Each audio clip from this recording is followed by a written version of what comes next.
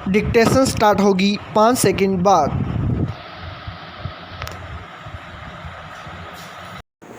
Yes, राष्ट्र के नाम संबोधन के माध्यम से प्रधानमंत्री ने यह स्पष्ट करके राज्यों को संकट से उबारने के साथ ही टीकाकरण को लेकर हो रही सस्ती राजनीति पर भी विराम लगाने का काम किया कि 2 सप्ताह बाद यानी 21 जून से राज्य सरकारों को टीका खरीदने की कोई आवश्यकता नहीं रह जाएगी।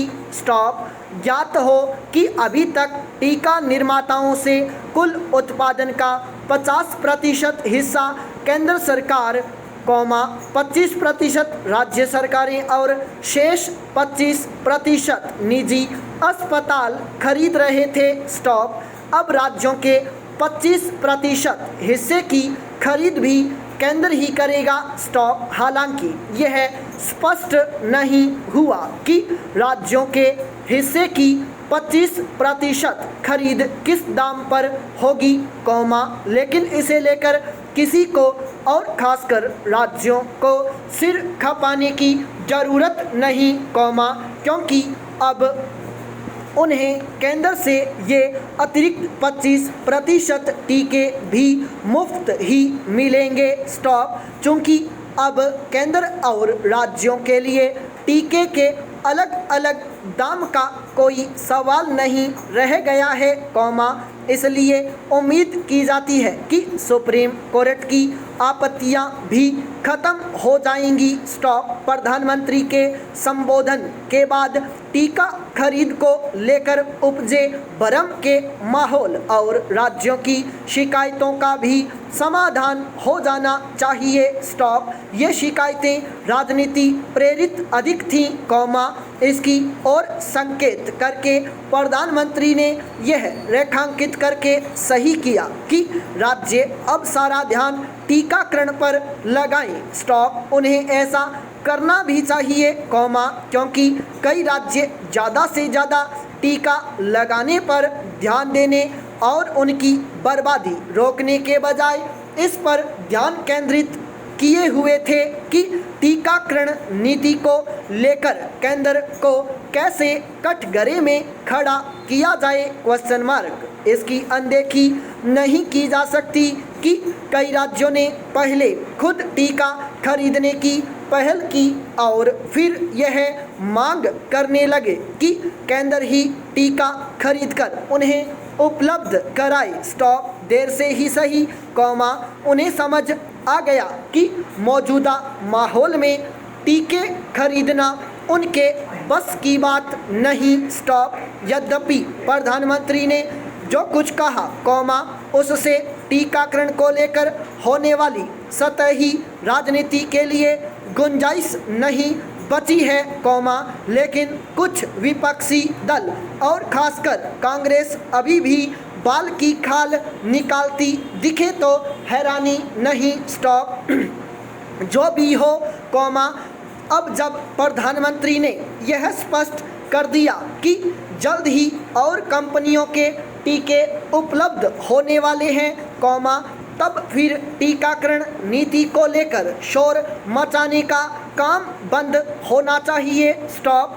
यह अच्छा है कि प्रधानमंत्री का संबोधन केवल टीकाकरण की समस्याओं का समाधान करने वाला ही नहीं, उन गरीबों को भी राहत देने वाला है, जो इस संशय से ग्रस्त थे कि उन्हें मुफ्त अनाज कब तक मिलेगा, क्योंकि यह स्पष्ट हो गया कि अब यह दीपावली तक मिलेगा। स्टॉप। पैरा।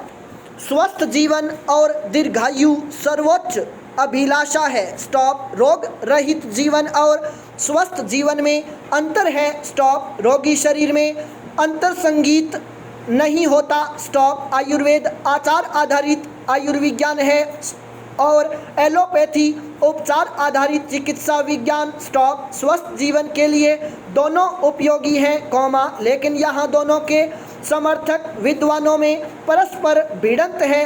स्टॉप। शरीर रहस्यपूर्ण संरचना है। स्टॉप। इसकी आंतरिक गतिविधि का बड़ा भाग जान लिया गया है। स्टॉप। चिकित्सा विज्ञानियों को इसका श्रेय है। स्टॉप। आयुर्वेद का जन्म लगभग 400 वर्ष ईसा पूर्व ऋग्वेद के रचना काल में हुआ और विकास अथर्ववेद में। स्टॉप। मैकडॉनल और कीथ ने वैदिक इंडेक्स में लिखा है, भारतीयों की रुचि शरीर रचना संबंधी प्रश्नों की ओर बहुत पहले से थी। स्टॉप। अथर्ववेद में अनेक अंगों के विवरण हैं और यह गणना सुव्यवस्थित है। स्टॉप। इन लेखकों ने आयुर्वेद के 2 आचार्यों चरक और सुश्रुत का उल्लेख किया है। स्टॉप। यूरोप में एलोपैथी का विकास 16वीं 17वीं सदी के आसपास हुआ। स्टॉप। एच.एस. मेन ने लिखा है, भारतीयों ने चिकित्सा शास्त्र का विकास स्वतंत्र रूप से किया। स्टॉप।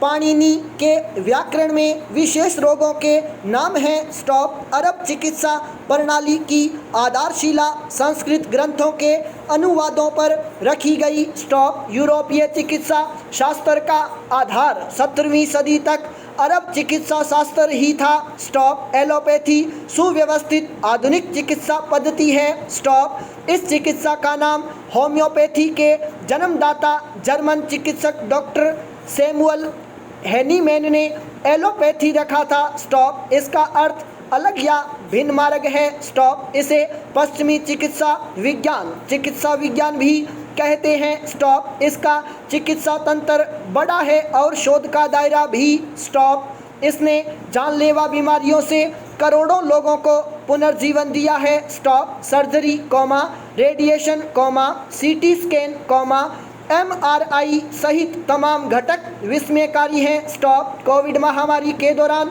लाखों मरीजों की जांच हुई। स्टॉप। सर्वथा नए वायरस की जांच और उपचार विस्मयकारी है। स्टॉप। अल्प समय में कोरोना से बचाव का टीका भी कम आश्चर्यजनक नहीं। स्टॉप।